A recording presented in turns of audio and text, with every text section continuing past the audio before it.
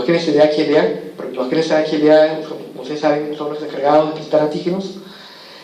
Y hay algunos tipos de HLA que tienen algunos haplotipos de HLA que son incapaces o que tienen poca capacidad para presentar antígenos propios. Si yo tengo un HLA que tiene poca capacidad para presentar un antígeno propio, el mecanismo de tolerancia que es inducido por mí, o sea, es un mecanismo de tolerancia bajo. Porque si yo tengo antígenos, por ejemplo, alelos de HLA que presentan continuamente antígenos propios, continuamente yo estoy desarrollando fenómenos de tolerancia.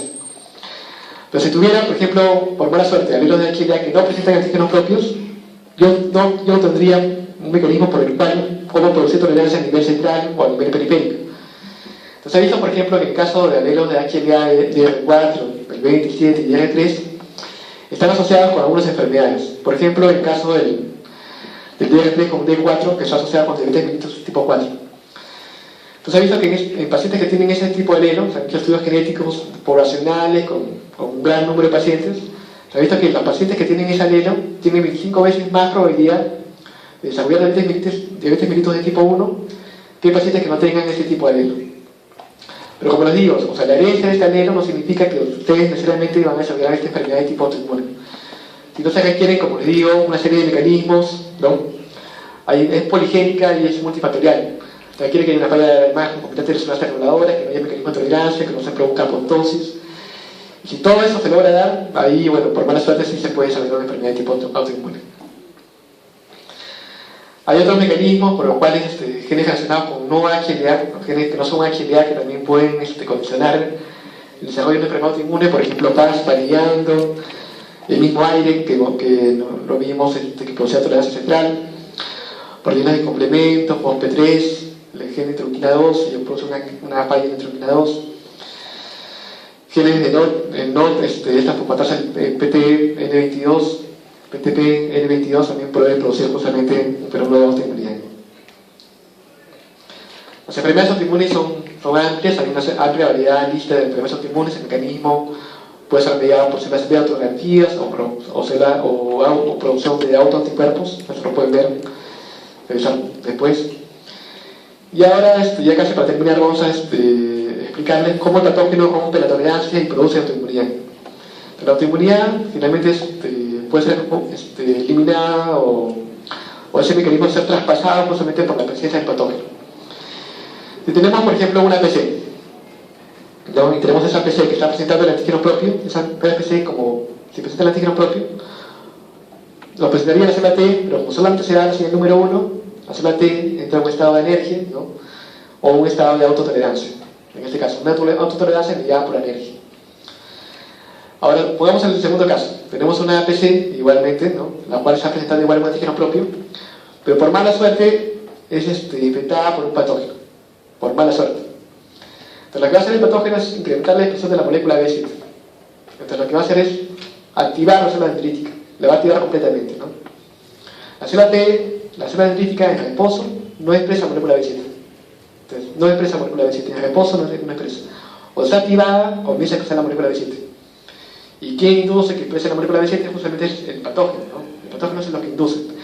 Pero si por mala suerte esa célula APC que presenta el antígeno propio iba a ser infectada por el patógeno, y por mala suerte esa célula que presenta el antígeno propio se encuentra con justamente la célula de autoreactiva específica para ella, se puede producir un fenómeno de autoinmunidad, ¿no? Siempre y cuando los mecanismos de tolerancia estén bajos, no se produzca, por ejemplo, un mecanismo mediado por células trianguladoras. Entonces, ¿qué es lo que rompe justamente el fenómeno de la autotolerancia? Es la presencia del patógeno, la infección del patógeno a la célula, a la APC que está presentando el antígeno propio, ¿no? Porque incrementa la expresión de la molécula B7. Ahora, ¿cómo otro mecanismo por el cual los patógenos inducen autoinmunidad? Es por el mecanismo llamado mimetismo molecular, ¿no? Y ese mecanismo de mimetismo molecular es un mecanismo importante que es utilizado por los patógenos para evadir la respuesta inmune del OPR. Entonces, si yo, por ejemplo, soy un patógeno, soy un virus, digamos, ¿no? Y quiero evitar ser destruido por la respuesta inmune del OPR, lo que yo hago es podría mutar proteínas de superficie, ¿no? Para que esas proteínas de superficie sean similares a las proteínas del OPR. Entonces, para, digamos, pasar desapercibido, evitar justamente ser reconocido por el hospedero.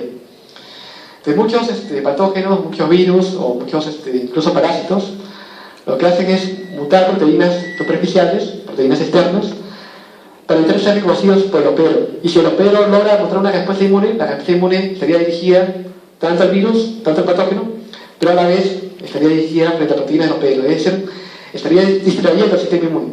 Porque el sistema inmune se estaría ocupando de varios blancos, de proteínas del hospedero, pero además de proteínas virales. Entonces, lo que hacen los virus justamente es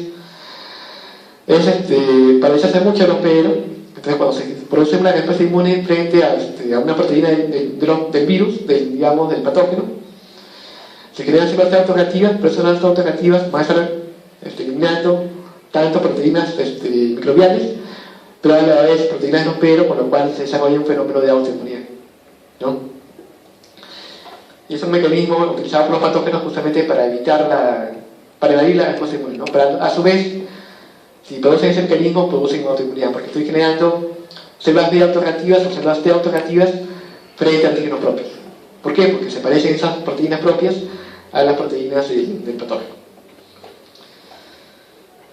Finalmente, mencionar que la autoinmunidad se produce, como ustedes ven, ¿no?, en monos linfóides periféricos, y no deberían producirse, por ejemplo, en monos inmunológicamente privilegiados, por ejemplo, como el ojo con los testículos en el hombre, que son órganos inmunológicamente privilegiados, donde no hay fenómeno de tolerancia. Probablemente no hay fenómeno de tolerancia y no hay una respuesta inmune activa, digamos, dentro del ojo.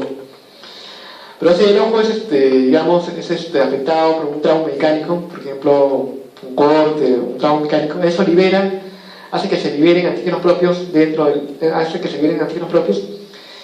y esos antígenos propios pueden ser transportados hacia el modo linfático regional más cercano, con lo cual se activan células T y esas células T migran hacia el ojo y puede producir un fenómeno de autoinmunidad porque no hay un mecanismo de tolerancia asociado justamente en órganos inmunológicamente privilegiados, ¿no? Entonces ese es un mecanismo que se produce en algunas enfermedades, por ejemplo la oftalmia simpatética, ¿no?, que es una enfermedad producida justamente por la activación de células T.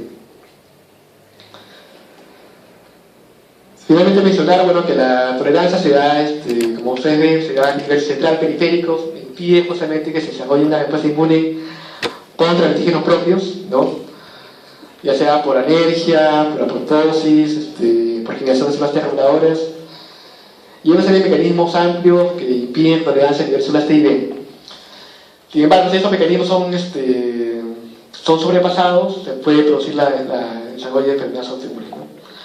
A pesar de eso, hay terapias, como les digo ahora, hay terapias biológicas, por ejemplo, terapias a través de células T reguladoras, pero ninguna terapia es completamente, siempre una terapia, por más que sea efectiva, siempre puede producir un fenómeno de colateral dañino, ¿no? Entonces, en caso, por ejemplo, como les digo, de terapia con células T reguladoras, si yo inyecto muchas células T reguladoras en su cuerpo, yo suprimo cualquier tipo de respuesta inmune. Entonces, también ustedes pueden ser también más susceptibles a enfermedades, a patógenos. Entonces, ninguna terapia es completamente efectiva. Entonces, siempre es bueno saber los riesgos y los alcances justamente de las terapias.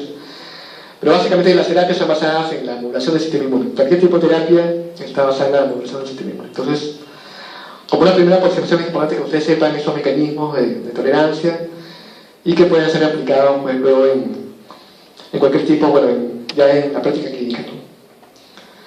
¿Tienen alguna pregunta? Pero vamos a quedar hasta acá. Gracias.